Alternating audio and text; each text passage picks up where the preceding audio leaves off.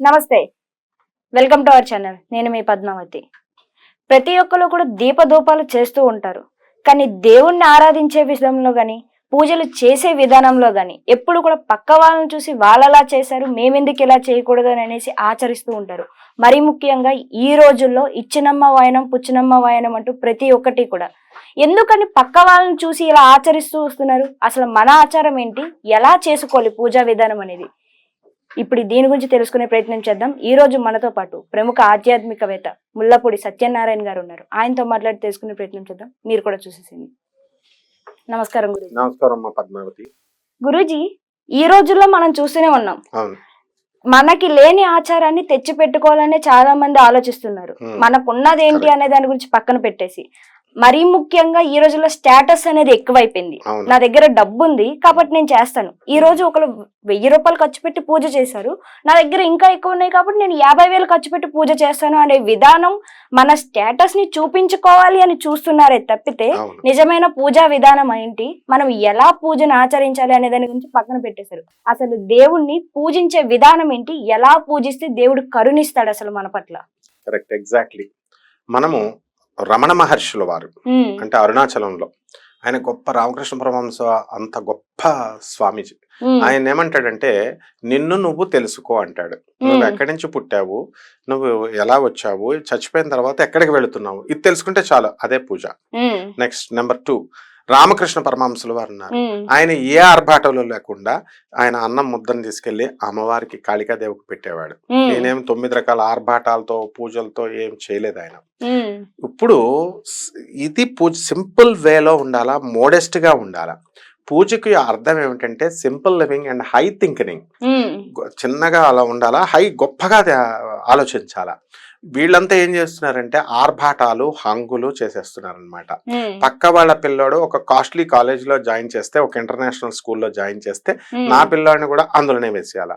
పక్కనోడు engineering లో వేస్తే నేను ఇంజనీరింగ్ లో వేసేయాలి, మెడిసిన్ అంటే మెడిసిన్, ఇట్లా తయారైపోయింది. కానీ ఆ స్టూడెంట్ ఏమవుతున్నాడు నాకు తెలుసు, ఒక ప్రొఫెసర్ గా. ఎలా అంటే ఆ అబ్బాయి ఈ యొక్క బ్యాక్లాగ్స్ ఉండిపోతున్నాయి, బ్యాక్లాగ్స్ ఉండిపోయి ఫెయిల్ అయిపోతున్నాడు పాప. అందువల్లనే ఐఐటీస్ లో నువ్వు కనుక తీసుకున్నట్లయితే ఎప్పుడు ప్రతి సంవత్సరం కూడా కొన్ని 100 మంది బ్యాక్లాగ్స్ తో బయటకు వచ్చేస్తున్నారు. కాబట్టి మనం ఏంటో మనము విధానంలో మనం ఆలోచించుకోవాలి తప్ప పక్క వాళ్ళని చూసి కాపీ కొడితే ఎప్పుడు దెబ్బతింటాం. అయ్యప్ప స్వామి వారి పూజలు కనుక మనం చూసుకున్నట్లయితే బయట వాళ్ళు 2 లక్షలు ఖర్చు పెట్టి చేశారు కాబట్టి మనం 5 లక్షలు అని చెప్పి 18 మెట్లు పాపం అప్పులు చేసేసి మరీ చేసే వాళ్ళు కూడా ఉన్నారు. అలాగే వరలక్ష్మి వ్రతాలు, ఇక సత్యనారాయణ స్వామి వ్రతాలు, ఇక ఏ పూజలైనా సరే, మరి ముఖ్యంగా వారాహి అమ్మవారి నవరాత్రులు అసలు కొంతమంది మాత్రమే చేసుకునే పద్ధతిని తీసుకొచ్చి ప్రతి ఒక్కరు ఆచరించే విధానంగా చేస్తున్నారు. మనకి లేనిదని మనం చెయ్యొచ్చు అంటారు? అసలు చేయకూడదు. ట్రెండింగ్ లో ఉన్నటువంటి వాళ్ళు ట్రెండింగ్ ని తీసుకొచ్చారు. మనుషులకే కాదు, ట్రెండింగ్ దేవతలకు కూడా తీసుకొస్తారు. మొన్నటిదాకా ఎర్రవరం నరసింహస్వామి అని చెప్పారు, ఇప్పుడు అది పడుకుంది ఆ టెంపుల్. ఆ అబ్బాయిది వెళ్ళిపోయారు తెగ బస్సుల్లో, ప్రజలు అలాగే వెళ్తారు.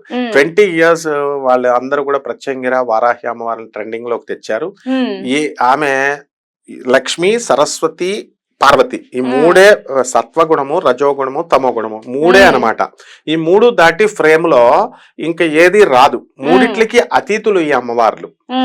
ఈ వారాహి అమ్మవారు తమోగుణ సంపన్నురాలు, అంటే ఈమె సరస్వతి రూపంలోకి వచ్చేస్తుంది. ఆమె ఉగ్రదేవతలు కోపంగా ఉన్నటువంటి వాళ్ళు వీళ్ళు అంటున్నారు. అసలు దేవతలకు ఉగ్రం అవేమి ఉండవు. జగద్గురువులైనటువంటి శృంగేరి పీఠాధిపతులు భారతీ తీర్థ స్వాముల వారు, తర్వాత మన విధుశేఖరేంద్ర సరస్వతి స్వాముల వారు సాక్షాత్తు ఆయనే చెప్పారు. మన గురువుగారు అయినటువంటి నండూరు శ్రీనివాసరావు గారు వెళ్ళి క్లారిఫికేషన్ ఇచ్చారు, అడిగితే ఆయన ఇచ్చారు. దేవతలు ఉగ్రదేవతలు సాత్విక దేవతలే, ఉగ్రదేవతలను ఉండరు. అమ్మవారు భయంకరంగా ఉన్నంత మాత్రాన పూజించకూడదు అని లేదు, సింపుల్ గా పూజ చేసుకోవాలి. అది రాక్షసులకి ప్రళయకాలంగా వాళ్ళని చంపాలి కాబట్టి ఉగ్రంగా ఉంటారు, కానీ మామూలు మనుషులకి భక్తులకి సాత్వికంగా ఉంటారు.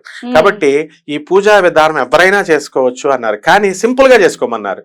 వీళ్ళు ఏం చేస్తున్నారు, ఆర్భాటాలు. వారాహిదేవి పూజ పెట్టుకుంటే 3 లక్షలు 2 లక్షలు దాటే పైన. కాబట్టి అసలు ఇది పూజే కాదు. పూజ అంటే ఏంటంటే 1:1 రేషియోలో ఉండాలి. ఎలా అంటే దేవుడు మన విగ్రహ రూపంలో చూస్తున్నాము, భక్తుడు నేను కూర్చున్నాం. అంతేగాని తన పక్కన భర్త కూడా ఉండకూడదు, భార్య కూడా ఉండకూడదు. అంటే 1:1 రేషియోలో.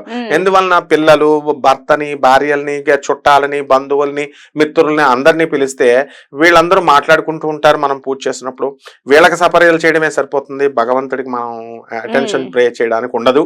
రెండవది ఏంటంటే తాదాత్మ్య భావనలోకి వెళ్తాం. మనము మూలాధారైక నిలయ బ్రహ్మగ్రంథి విభేదిని అని లలిత శాస్త్రం చదువుతున్నాం అనుకో, ఆటోమేటిక్ గా మూలాధార చక్రం విచ్ఛిన్నం అవుతున్నట్టు భావన చేసుకుంటూ చెయ్యాలి. ఇది మెడిటేషన్ ప్రాసెస్, అదే పూజ ప్రాసెస్. సో ఆ జ్యోతి వెళ్తున్నట్టుగా వీళ్ళ చక్రం విచ్ఛిన్నం అవుతున్నట్టుగా ఇమాజినేషన్ అన్నమాట పూజ అంటే. అలా సహస్రార చక్రం వరకు తీసుకెళ్ళాలి. అప్పుడు ఒక వేవ్ ని క్రియేట్ చేస్తాం. ఎలాగైతే ఫిజిక్స్ లో ట్యూనింగ్ ఫార్క్ అని తీసుకుంటాం, దాన్ని పౌనఃపుణ్యం. ఇలా కొట్టగానే 320 పౌనఃపుణ్యం వచ్చింది. ఇంకోసారి కొట్టగానే వైబ్రేషన్స్ వచ్చి 520, 720 హెర్ట్జ్లు అని ఫ్రీక్వెన్సీని క్రియేట్ చేస్తాం. అంటే మనకు కావలసినంత ఫ్రీక్వెన్సీని దేవుడితో మనం క్రియేట్ చేస్తాం. భావాలు అంటాం వీటిని, తాదాత్మ్య భావాలు, భగవంతుడిలో లీనమైనప్పుడు అనుభూతులు అంటాం.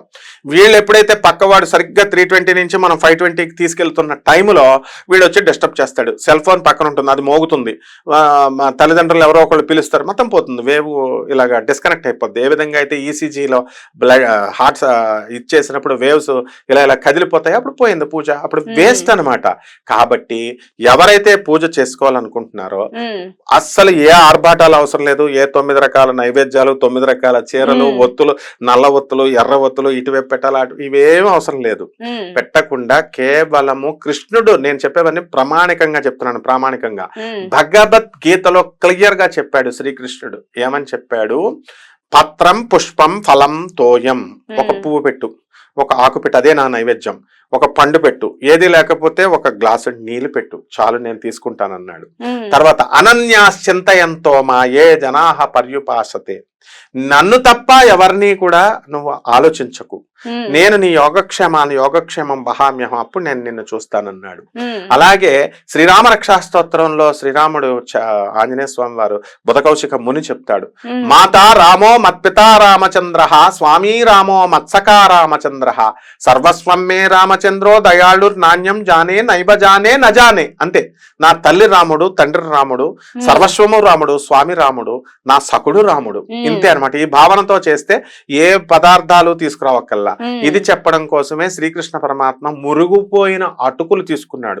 దుర్యోధన సార్వభౌములు లాంటి వాళ్ళు రకరకాల కాస్ట్లీ ఫుడ్లు, రత్నాలు తెస్తే అవన్నీ పక్కన పడేసి నిజమైన భక్తితో తన స్నేహితుడైనటువంటి కుచేలుడి నుంచి, సుధాముడి నుంచి ఆయన ఏం చేశాడు? అటుకులు, అవి కూడా మురుగుపోయినవి తీసుకున్నాడు. శబరి తల్లి, శబరి మాత శ్రీరాముడికి సమర్పించేటప్పుడు ఒక పండుని తీసుకుని టేస్ట్ చూసి ఎంగిల్ చేస్తున్నానన్న స్పృహ కూడా లేకుండా తనకిచ్చింది. అలాగే ఒక భక్తుడు ఏం చేస్తాడంటే అరటిపళ్ళు పెడుతూ ఆ తొక్కల్ని పెడతాడు. అన్నమయ్య సినిమాలో కూడా చూపించాడు. పండును పడేస్తాడు, తొక్కలు పెడతాడు వెంకటేశ్వర స్వామికి. అది ఉండాల, ఆ భావన ఉండాల. అంతేకాని మనము ఈ రకంగా, అదే గోదాదేవి కూడా ఏం చేసేది, రంగనాథుడికి శ్రీరంగంలో స్వామికి మాల కట్టేటప్పుడు, తులసి మాల కట్టి పూలమాల కట్టేటప్పుడు ఫస్ట్ తను అలంకరించేసేది. అలంకరించేసి బాగుందా, బ్యూటిఫుల్ గా ఉందా, ఉంటే అప్పుడు స్వామివారికి ఇచ్చేది. స్వామివారికి వేస్తే ఒక రోజున వాళ్ళ నాన్నగారు విష్ణు చిత్తుడు చూసి ఈ తల వెంటుక పొడుగ్గా చూసి, అమ్మో ఇది వేసేసుకుంది నా కూతురు, ఇది ఇవ్వకూడదని ఇవ్వకుండా, స్వామికి ఇవ్వకుండా ఉంటే స్వామివారు రంగనాథుడే డైరెక్ట్ కల్లోకి వచ్చి చెప్పాడు. వచ్చి భక్తులు ముట్టుకుంటే నాకు ఇష్టము, భక్తులు తింటే నాకు ఇష్టము అని చెప్పి చక్కగా తన మాలను వేసుకొని ఆమెనే పెళ్లి చేసుకుని తనలో ఐక్యమయ్యాడు. ఇది భక్తి ఉండాల. అంటే ఏంటంటే ఈ ఆర్భాటాలు ఇవన్నీ స్టేటస్ల కోసమే. ఒక భక్తురాలు నాకు చెప్పింది, గురువుగారు మీరు సింపుల్ గా ఉండాలంటున్నారండి, సత్యనారాయణ స్వామి వ్రతానికి లేకపోతే కేదార స్వామి వ్రతానికి తాంబూలాలు పెట్టడానికి పిలుస్తున్నారు, మేము పట్టు చీరలు బంగారు నగలు వేసుకోకపోతే మాకు ఒక రకంగా గౌరవిస్తున్నారు, సింపుల్ గా వచ్చే వాళ్ళకి ఒక రకం గౌరవిస్తున్నారు, మరి ఎలాగండి అన్నారు. అంటే సమాజం భ్రష్టత్వం చెందిపోయింది కాబట్టి డాంబికాలకి వీటికి ఇదైపోయింది. వీళ్ళకి దైవభక్తి రాదు, దైవానుగ్రహం రాదు. ఇలా చేస్తే కనుక సింపుల్ గా ఎవరింట్లో వాళ్ళు చక్కగా దీపం వెలిగించి, మన పూర్వీకులు ఎలా చేసేవారు, సింపుల్ గా అగరబత్తి వెలిగించి దీపం వెలిగించి, అది ఏ నూనైనా పర్లేదు, ఎన్ని ఒత్తులైనా పర్వాలేదు, భక్తి ప్రధానం. ఆ విధంగా కుంకుమ, జగద్గురు ఆదిశంకరాచార్యులు వారు ఎక్కడైనా ఈ డాంబికంగా ఇన్ని రకాల నైవేద్యాలు ఇవ్వాలని చెప్పారా? ఆయన రామానుజాచార్యులు వారు చెప్పారా? మరి కబీర్ దాస్ చెప్పాడా? రామదాస్ చెప్పాడా? అన్నమయ్య చెప్పాడా? మహాభక్తులు వీళ్ళు చెప్పలేదు, మరి వీళ్ళు మామూలు వాళ్ళు వచ్చేసి ఇన్ని రకాలు అన్ని రకాలు అంటుంటే అలాగే అయిపోతుంది అనమాట. ఇంకోటి గురుజీ, మరి ఇచ్చినమ్మ వాయనం పుచ్చుకున్నమ్మ వాయనం, అసలు ఈ వాయనాలు ఇచ్చేది కలకాలం పసుపు కుంకాలతో సురక్షంగా బతికొండాలి అనేసి ఇచ్చి పుచ్చుకుంటూ ఉంటారు. మరి దీంట్లో కూడాను ఆర్భాటం అనేది మొదలైంది. వాళ్ళు అది పెట్టారు, నెక్స్ట్ టైం వాళ్ళు మనం పిలిచేటప్పుడు ఇంత ఆర్భాటంగా ఇవ్వాలి అని అనేది. అసలు నిజమైన వాయనం అంటే ఏంటి? ఏమి ఇస్తే మనం అనుకున్నది జరుగుతుంది అని అంటారు? వాయన దానం. వాయన దానం అంటే ఏంటంటే పసుపు కుంకాలు, అపరాలను ఉంటాయి. ఆ అపరాలలో అంటే నవధాన్యాలలో ఒక ధాన్యాన్ని మనం ఇచ్చి, ఆ తమలపాకుని ఇచ్చి, ఆ దానము నేను చేస్తున్నాను, I'm respecting you as the embodiment or the manifested form of the goddess. అంతే. అంటే పక్కన ఎదురుకుండగా ఉన్నటువంటి వాళ్ళని నేను దేవతా రూపంలో చూస్తున్నాను, తాంబూలాన్ని నీకు ఇస్తున్నాను, దక్షిణ నీకు ఇస్తున్నాను, వాయనాన్ని నీకు ఇస్తున్నాను అన్న భావనతో ఇమ్మని చెప్పారు. వీళ్ళు ఏం చేస్తున్నారు, ఒక వస్తువు, వీళ్ళేదో కాస్ట్లీ వస్తువు వాళ్ళ స్టేటస్ చెప్పడం కోసం తీస్తారు, వాట్సాప్ లో ఫోటోలు పెడతారు, వాళ్ళ మరదలకి వాళ్ళకి చుట్టాలకి పంపుకోవడానికి అనమాట. ఇకపోతే నెక్స్ట్ వీళ్ళు వచ్చి జాకెట్ ముక్కలు, కొంతమంది చీరలు, బాక్సులు, గిఫ్ట్ బాక్సులు, రిటర్న్ గిఫ్ట్స్ ఇట్లా తయారు చేసేసారు. కాబట్టి ఇవన్నీ డాంబికాలేనమ్మా, డాంబిక ఆచారాలు ఇవన్నీ కూడా. కాబట్టి వాటి వల్ల ప్రయోజనం ఏం లేదు.